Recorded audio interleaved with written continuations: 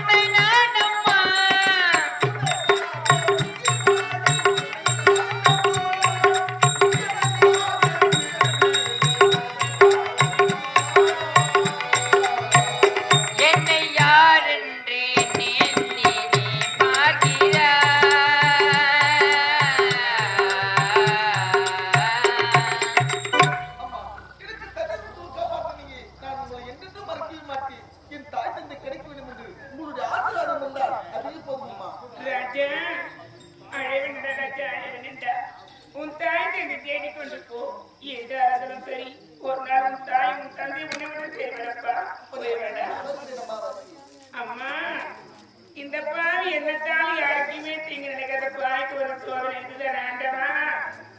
இந்த பாவி என் தாய் தந்திருக்கும் போது இந்த பாய் நான் எந்த பறிக்க கூடாது.